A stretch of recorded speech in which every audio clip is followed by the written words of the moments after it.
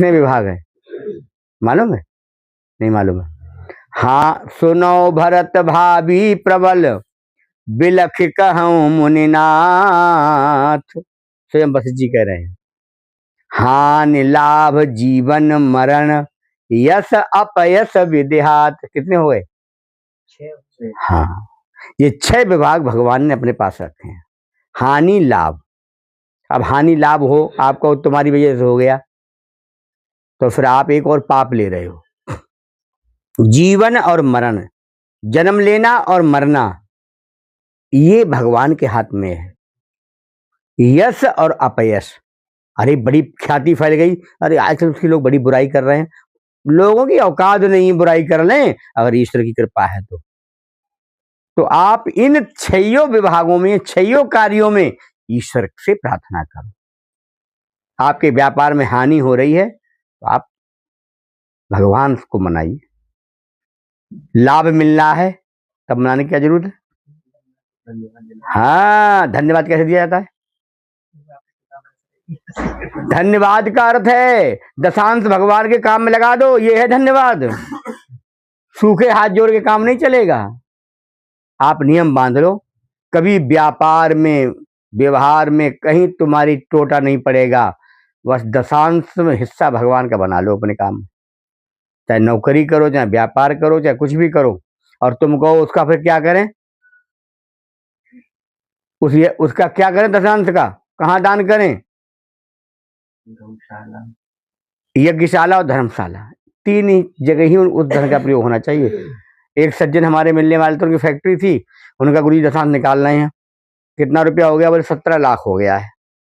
तो हमने कहा चलो कोई अच्छा मंदिर बनवाओ, गुरुकुल बनवाओ, कुछ भी करें। बोले देखते हैं। एक दिन आए, गुरुजी वो पैसा हमने लगा दिया। कहाँ? भांजी की शादी में दे दिया। भांजी क्या करती है? हमारे बहनोई तो डीएम। मैंने कहा तुमने ये दोष हो गया तुम पर। तो उन्होंने कहा ये तो आपने हमें बताया नहीं, हमें बताते तब हम तो पूछते। वो दान कहाँ करना है? अपर प्राणी नाम हिताई वही यदि किंचित धीयते, जिनका हमारा सांसारिक संबंध ना हो।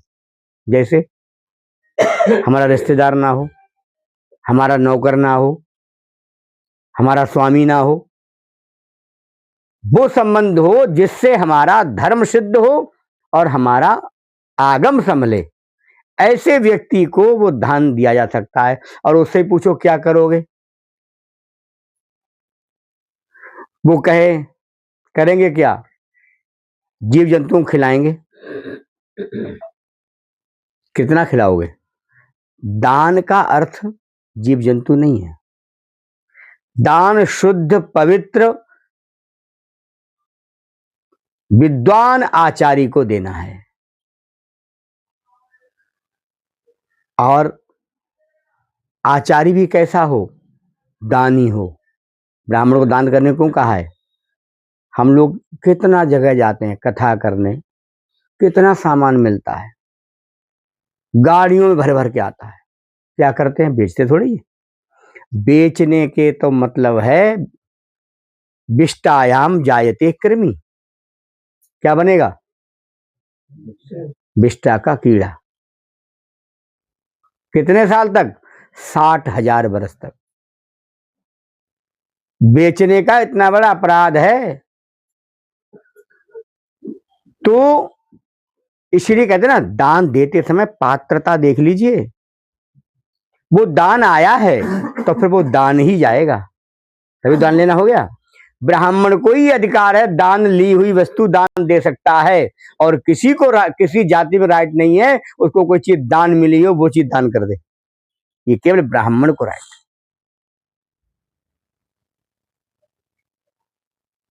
बोले ठीक है बेटा राम। जल उधार हो गया। अगस्त मुनि चले गए। द्वापर में कृष्ण अवतार लिया, गिरिराज जी का पूजन कराया, इंद्र का पूजन बंद कराया। इंद्र नाराज हो गया, उन्हें मूसलाधार बारिश की। बोले गुरुजी जलोधार है, आ जाओ। बासुकी नाग को बुलाया, बोले पूरी लंबाई बढ़ाओ, मोटाई बढ़ाओ, और पूरे पहाड़ को, पत्थर को, जो गिरिराज जी हैं, पूरे की बाउंड्री बना दो और एक स्थान पे जल निकलने का रास्ता छोड़ो, का आप यहाँ उंगली लगा दो अपनी। ये कथा है, और कथा नारायण के श्वास है, जो भगवान के श्वास से निकली है वो कथा है। सारा बारिश का पानी, कौन सी बारिश की गई नहीं मालूम, मूसलाधार। ये मूसलाधार क्या होता है? मूसल देखा है? हाँ, उतनी मोटी एक धार जिस पर पड़ जाए वह को कल्याणी है जाए। और मूसलाधार कब होती है? जब सृष्टि में प्रलय आता है। यहाँ तो थोड़ी बारिश हो जाए तो शहर में पानी ही पानी होता है। मूसलाधार की स्थिति है। अगस्त मुनि ने एक बूंद पानी नहीं गिरने दिया नीचे। बादल बरस बरस कर चले गए। कर्मणा जायते जंतु कर्म नहीं विलीयते। हर व्यक्ति को कर्म के आधार पर उसे सब कुछ मिलता है। आप ईर्ष्या मत करो, इतना कैसे बढ़ गया। एक सेठानी घर हम गए, पहले गए होंगे साइकिल से 10-20 साल पहले, अभी कुछ दिन पहले गए इनोवा से। तो वह हाय हाय करे, और हमारे साथ में थे, बोले गुरुजी अब ना अच्छे लग रहे, वो तब ज्यादा अच्छे लगते साइकिल से आते थे। तो हमने देखो ये सेठानी कितनी ईर्ष्यालु है। हमें पता लगा, कथा चल रही थी आनंद आश्रम में, हमने फिर उसे खूब बढ़िया करके सुनाई बात। याद रखना, कोई कहे मैं अपने परिश्रम से बड़ा हूं, मुझे किसी ने सहयोग नहीं दिया है, ये मूर्ख व्यक्ति है। अगर परिश्रम से आप बढ़ते तो मैं तो कहता हूं अंबानी नहीं होता, मैं होता उस जगह। क्योंकि परिश्रमेण सिद्ध्यन्ति कार्याणि मनोरथै ही, ये तो निश्चित है परिश्रम से कार्य सिद्धि होती है, लेकिन कितना बढ़ना है, कितना बढ़ाना है, ये ईश्वर के हाथ है।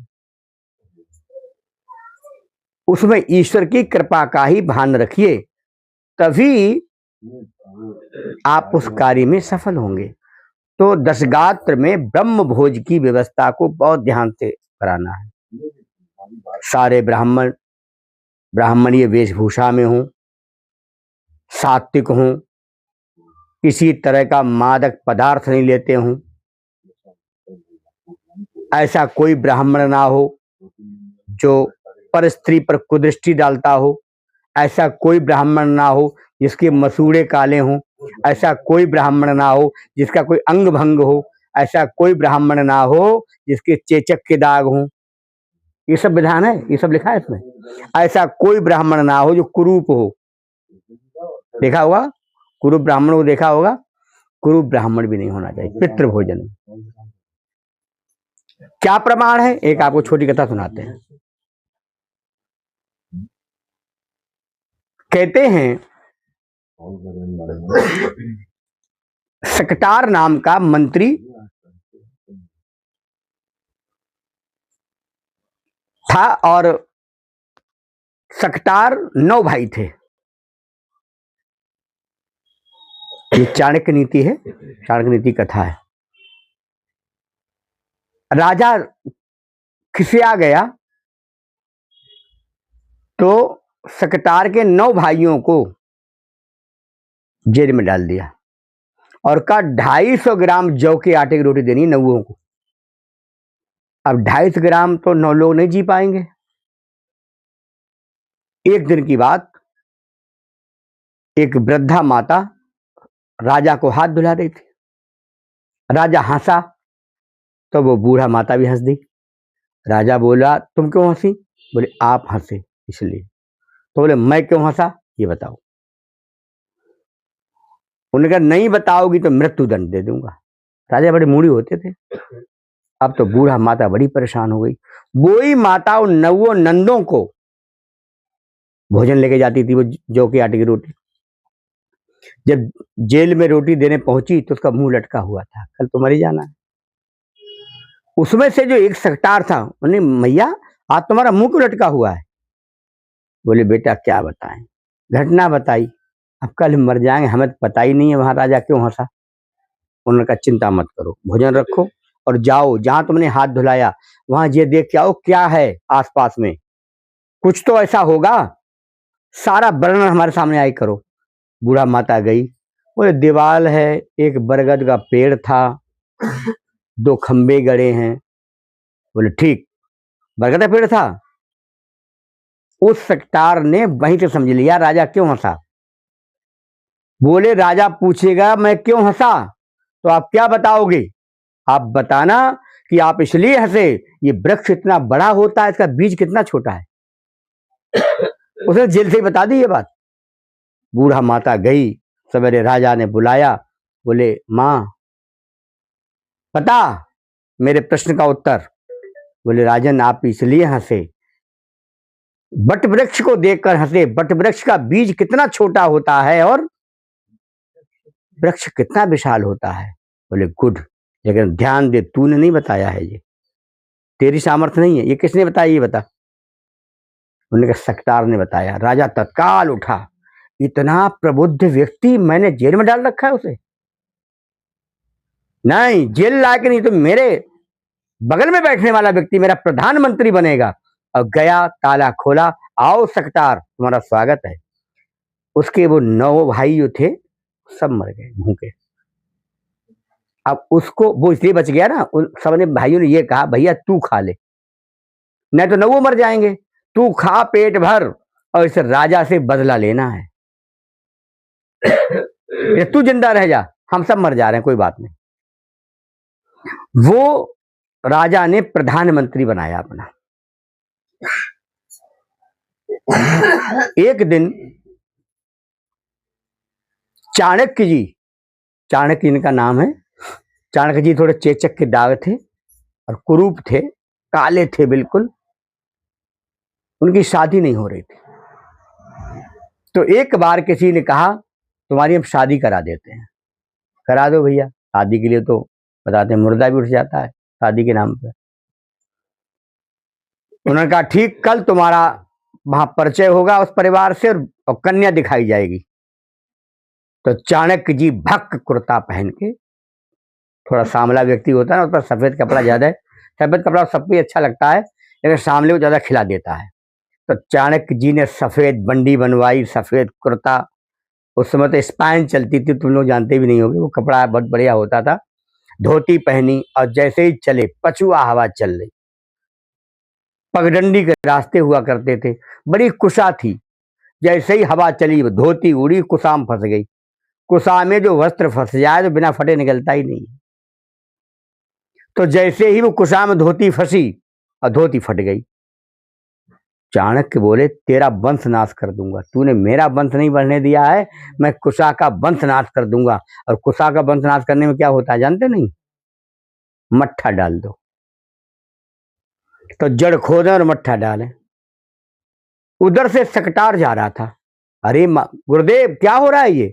नहीं नहीं, सब घटना चिंता मत करो, मैं राजा का प्रधानमंत्री हूं, मैं पूरी सेना लगा के इस कुशा का वंश नाश कर दूंगा, आप मुझ पर विश्वास करो। बोले ठीक है, कल हमारे यहाँ राजा के पितृपक्ष चल रहा है, राजा अपने पूर्वजों का पितृ भोजन करता है। ध्यान से सुनना इस बात को, ये प्रमाण दे रहे हैं, पितृ भोजन करता है, आप भी उसमें आ जाना। और पितृ भोजन करने आए तो व्यक्ति को चेक करो, आप जनेऊ पहने हो दिखाओ, टीका लगा है, सिखा है, संध्या करते हो, कुछ ना, जाओ संकल्प सुन लो। जैसे ही सारे ब्राह्मण आए, चाणक्य भी आए। राजा ने सबका निरीक्षण किया, ए तुम्हें किसने बुलाया? चाणक्य से बोला, चाणक्य बहुत स्वाभिमानी थे, तुम्हें किसने बुलाया? सकटार ने तो ब्रह्म भोज के लिए भेजा और अपना लेके घोड़ा निकल लिया। बोले हमारा काम हो गया, ये ब्राह्मण सबको निपटा देगा। उन्हें तुम्हें किसने बुलाया? वो तुम्हारा मंत्री बुला के लाया। कहाँ है मंत्री? मंत्री बुलाया गया, मंत्री मिले ही नहीं, वो साहब कहीं गए हुए हैं। ठीक है आप उठो यहाँ से, भोजन करना बाद में कर लेना, ब्रह्म भोजन में तुम्हारा बैठना वर्जित है। क्यों? तुम कितने कुरूप हो, जितने शास्त्रों में लक्षण बताए गए हैं वो सब तुम में घटित हो रहे हैं, तुम्हें पितरों का भोजन कैसे किया जा सकता है? इतना कहना था, मानो आग बबूला हो गए चाणक्य जी और वहीं से चल दिए। और उन्होंने निश्चित कर लिया जो मेरे साथ खड़ा होगा अब वो राजा बनेगा। अशोक की लाट देखिए, ये उसी राजा की है जिसको चाणक्य ने राजा बनाया।